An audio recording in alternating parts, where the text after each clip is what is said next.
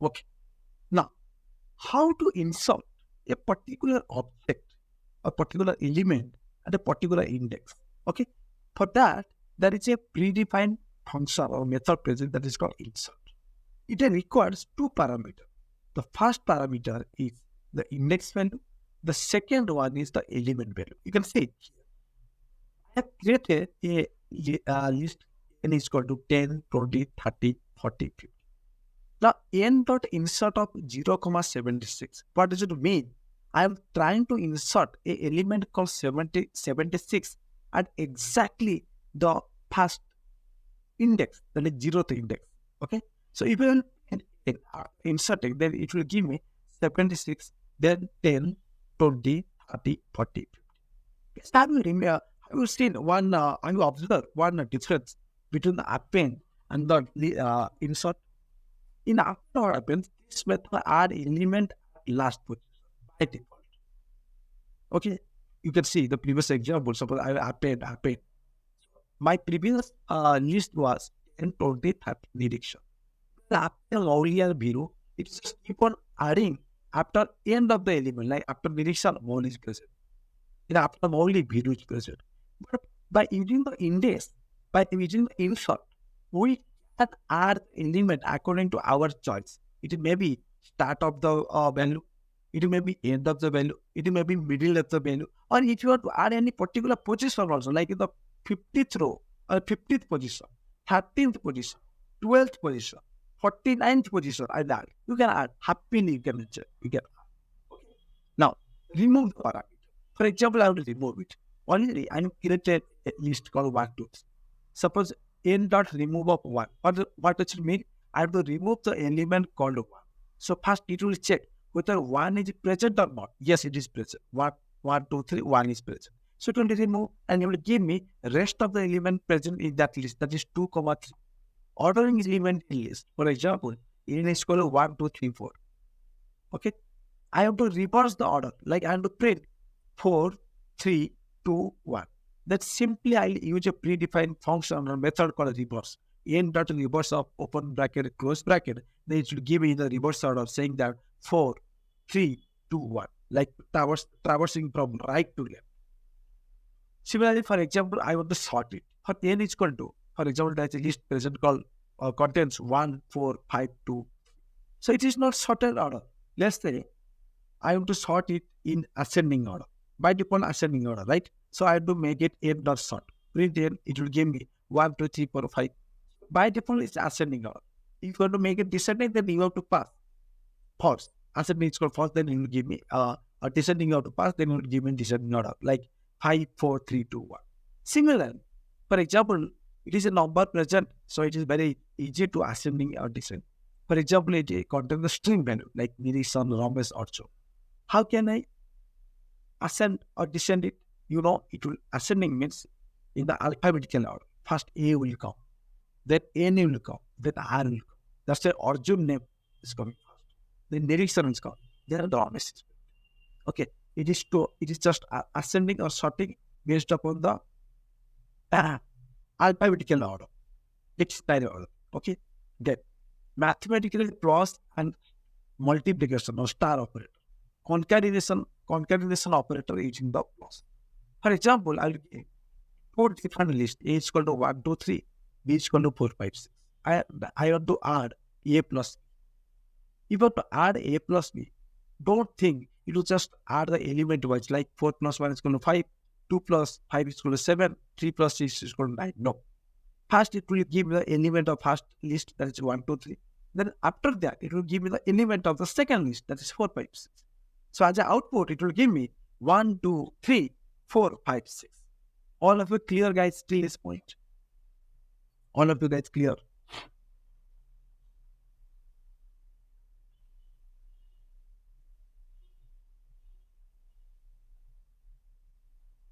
Similarly, I have to repeat the element. For example, A is equal to 1, 2, 3. Print A, obviously it will give me 1, 2, 3. Suppose I have to repeat the element of A 2 times. So how I will pass it? Yeah, I have to write 2 or 2 multiplication of A. that will give me 1, 2, 3. Then again 1, 2, 3 will repeat. So it will give me 1, 2, 3 and 1. So membership operator. We can check if the element is a member of a list or not by using membership operator. Those are in operator, not in operator. If the element is member of list, then in operator returns true, otherwise false. If the element is not in the list, then not in operator giving me true and otherwise false, just vice versa. Okay, let's see the example, it will be much clear. Okay. For example, I have a list got x is equal to 10, 20, 30, 40, 50. So I'm checking 20 in x. I'm checking 20 in x or not. 20 present in x or not. Yes, present, that's why giving me true. For example, I'm checking 20 not in x. I'm telling 20 not in x, but actually present. So this statement is false. That's why giving me false. Take another example. Let's say 90 in x. Is 90 present in x? No.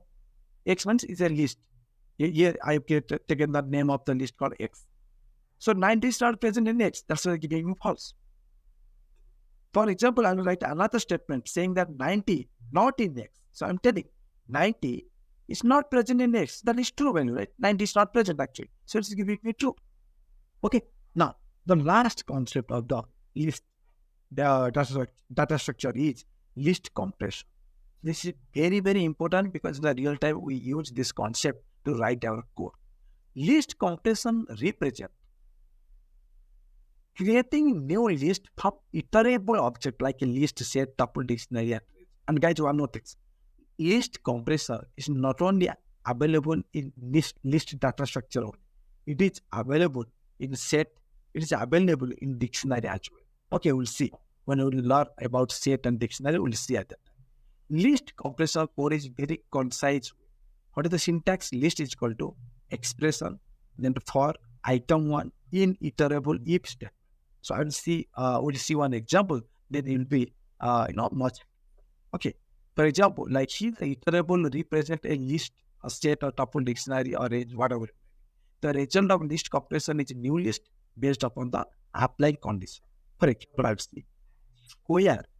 The problem statement is square number from 1 to 10 by using list compression. So I'm taking 1 to 10 number, that is 1, 2, 3, 4, 5, 6, 7, 8, 9, 10.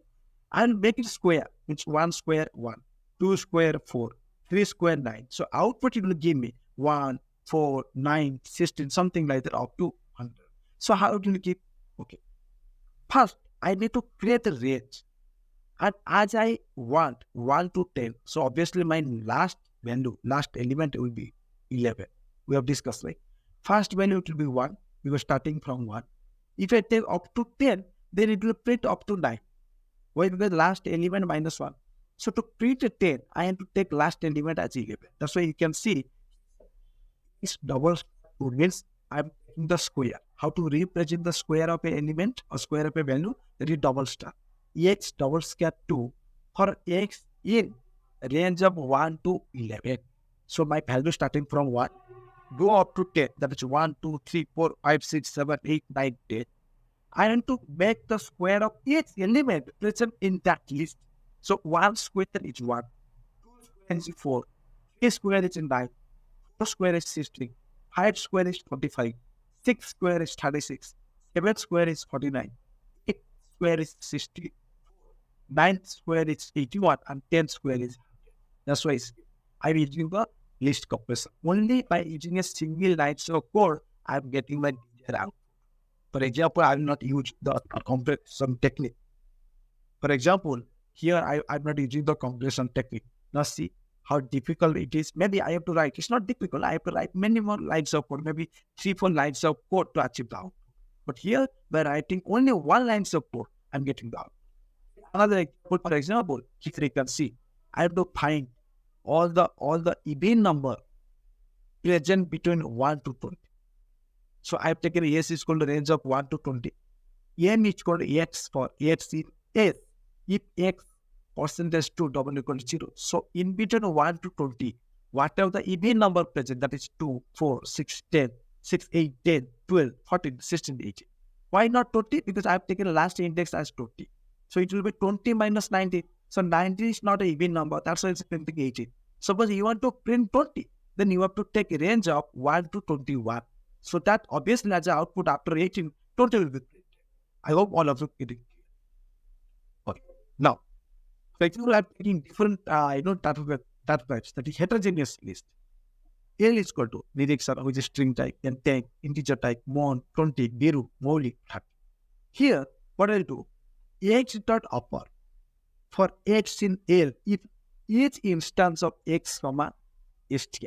So it's telling in that list, the element who belongs to string type, for those only make it uppercase. Obviously, there is no meaning of saying make the uppercase of a number, because 10 uppercase means 10, right? And it won't be changed. That's why it's just giving a filter condition saying that if each instance x belongs to str, x is nothing but, I'm taking a fault saying that each and every element of list L. That's why written for x in L. Means each and every element of list L. At that element I'm checking, if it is a string type, make it uppercase. So has to inject direction. Is it a string type? Yes. That's why small case direction, lowercase direction you can see in uppercase. 10 is not a string type, so leave as it is.